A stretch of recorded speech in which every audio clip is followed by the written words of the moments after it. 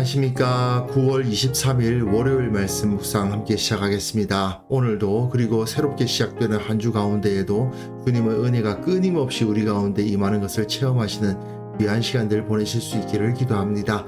오늘 본문은 출애굽기 8장 25절에서부터 32절까지 말씀입니다.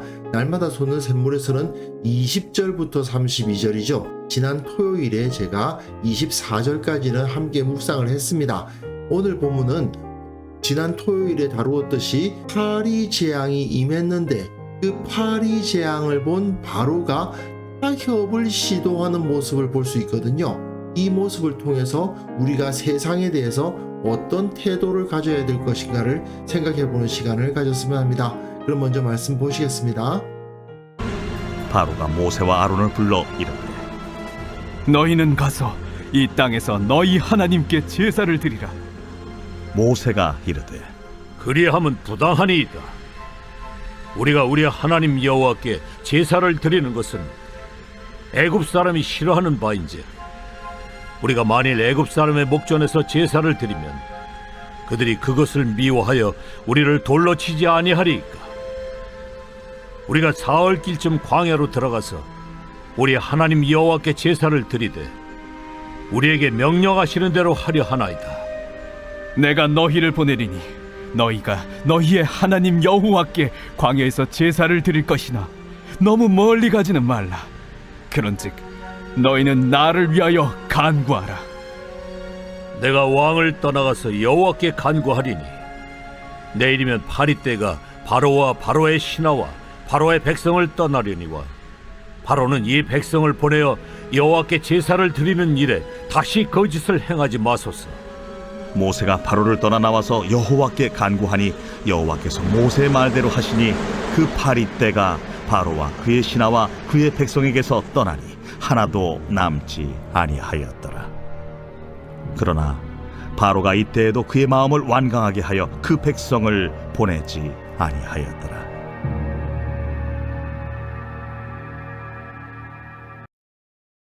애굽에 임한 네 가지 재앙을 우리가 보았는데요. 이 풍요로운 나일강 삼각주가 강은 피로 변하고 땅은 완전히 더러운 땅이 되어버렸다는 사실을 볼 수 있습니다.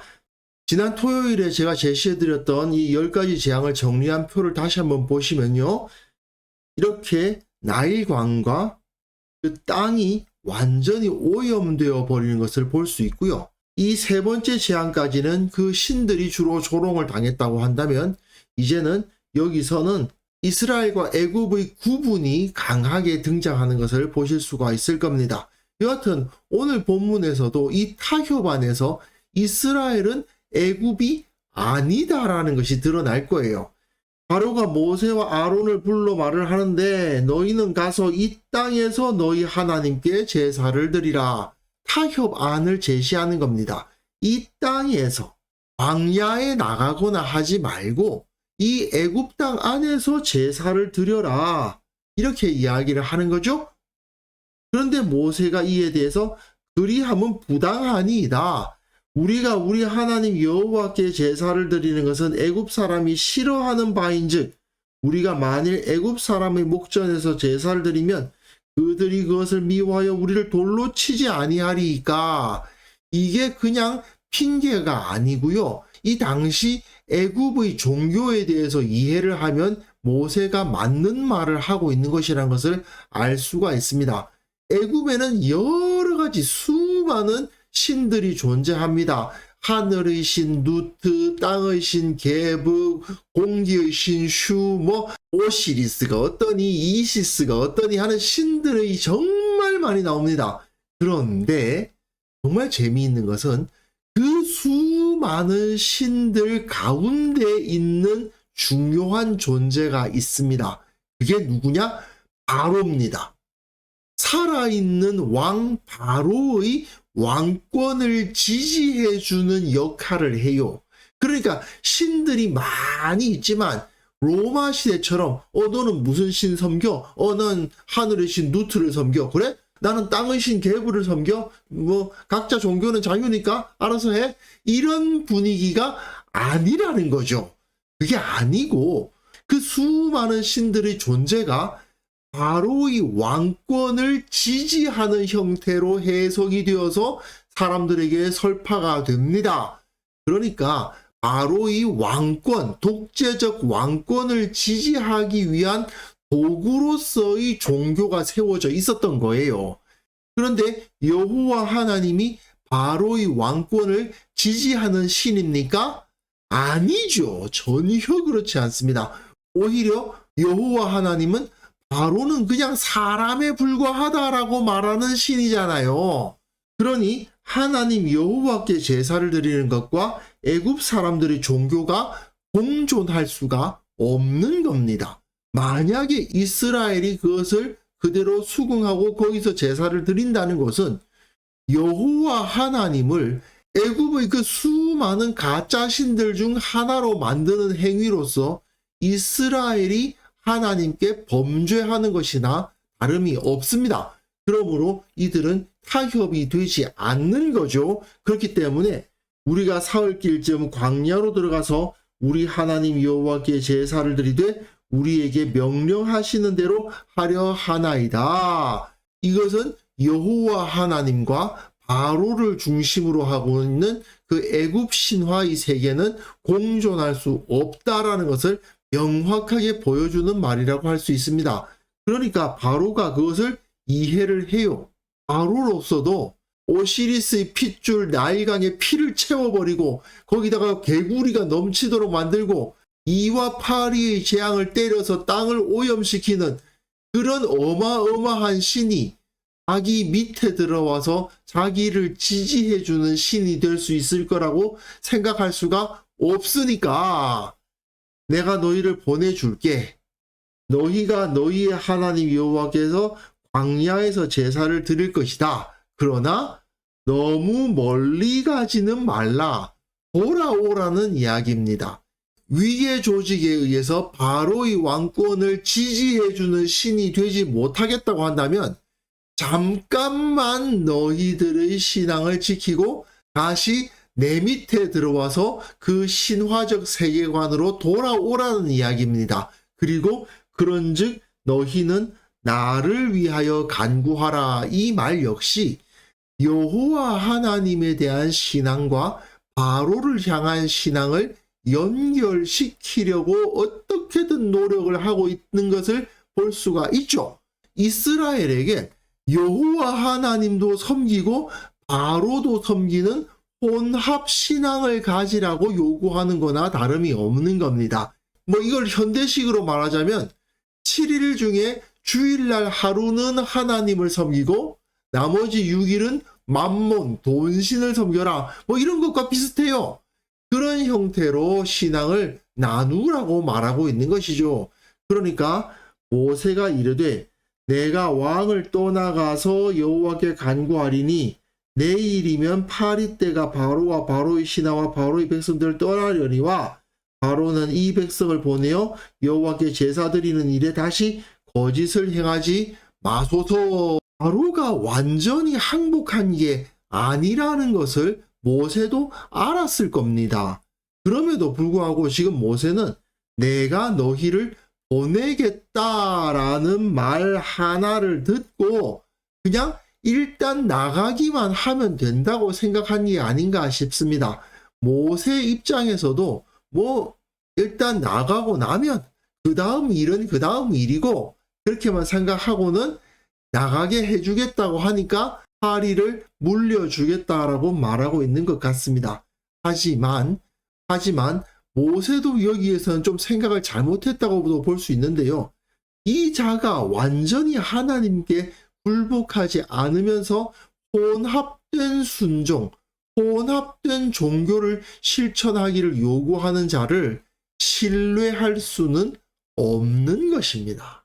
바로가 진짜 자기들을 보내줄 것이라고 믿었는지는 정확하지 않지만 어쨌든 이렇게 적당히 반반 섞은 혼합된 종교를 요구하는 자들은 절대 믿을 수 있는 자들이 아니고요. 우리의 신앙을 인정하는 자들도 될 수 없다는 것을 우리는 깨달아야만 됩니다.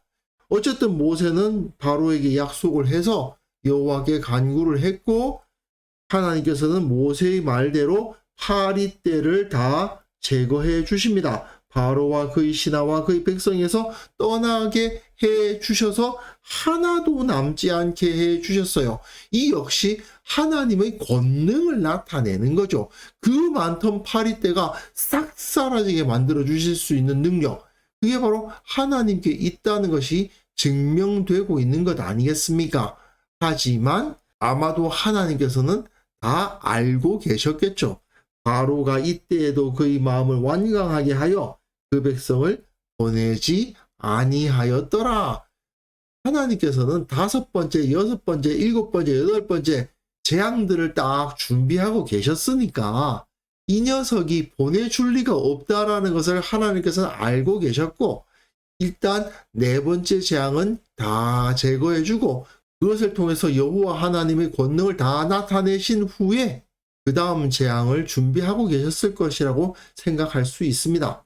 어쨌든 우리는 이 세상의 타협안을 받아들이거나 세상이 하는 대로 우리가 한다는 식으로 대처해서는 안 된다는 것을 우리가 깨달아야만 됩니다. 진리의 문제에서는 타협이란 있을 수가 없는 것이죠.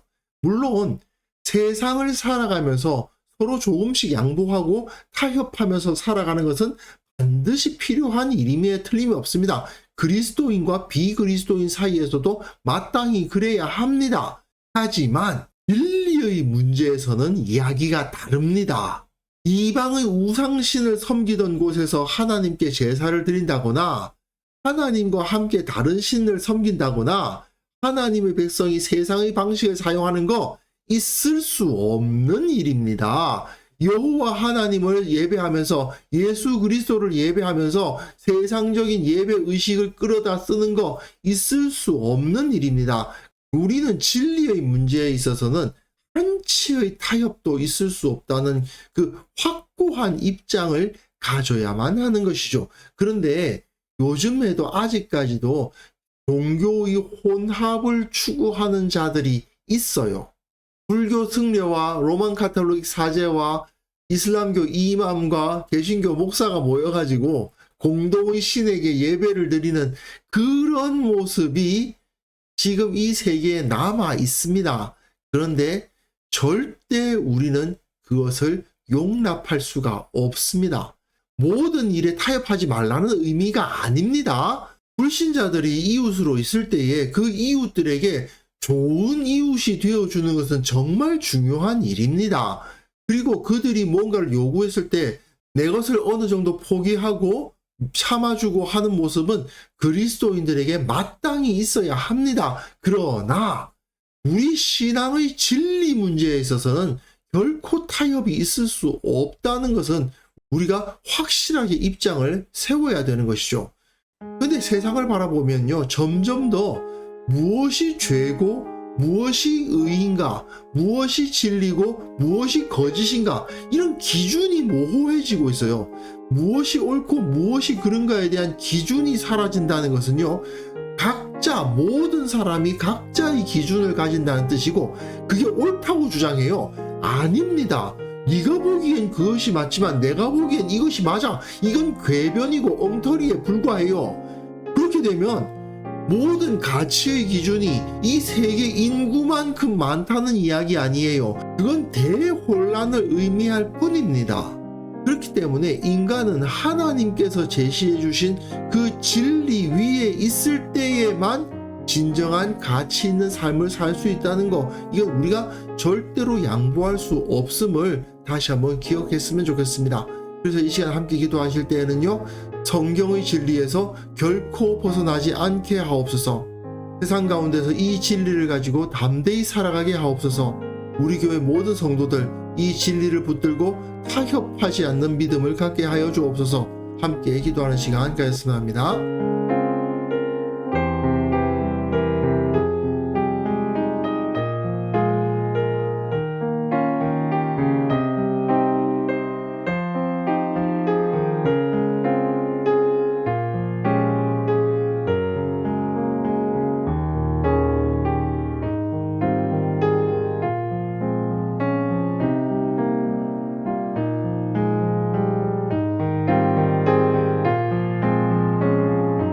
거룩하신 하나님 아버지, 주님의 진리를 온전히 붙들게 하시고 큰 확신 가운데에서 이 세상에서 담대히 살아가는 자가 되게 하여 주옵소서. 주님, 세상이 참으로 거짓된 가르침을 많이 우리에게 주고 있지만 그것에 귀 기울이지 않고 주님만이 진리임을 온전히 선포하며 살아가는 자들 되게 하여 주시고, 우리 교회 모든 성도들 그 진리의 능력을 가지고 세상과 타협하지 않고 진리를 온전히 붙드는 자들 다 될 수 있도록 도와주옵소서. 특별히 한국 교회를 위해서 기도합니다. 참으로 수많은 비진리가 교회 가운데 들어오고 있고 그 가운데 타협할 것을 요구하고 있는 현실을 우리가 보게 됩니다. 주님께서 우리를 굳건하게 하시고 신앙의 순수성을 지키는데 결코 타협이 없는 그런 공동체가 될 수 있도록 한국교회를 붙들어 주옵소서. 아버지, 오늘 하루 우리가 살아가는 그 모든 삶 가운데서 주님께서 주시는 그 능력을 허락하여 주시고 그 가운데 주님께서 주시는 지혜를 가지고 살아갈 수 있도록 도와주옵소서. 우리가 행해야 되는 모든 일들 가운데 어느 길을 선택해야 되고 누구를 만나야 되며 어떤 일을 시작해야 될지를 알게 하여 주시고 그 가운데서 주님께서 주시는 형통함을 누리는 귀한 성도들 다 될 수 있기를 원하옵고 예수님의 이름으로 기도합니다. 아멘.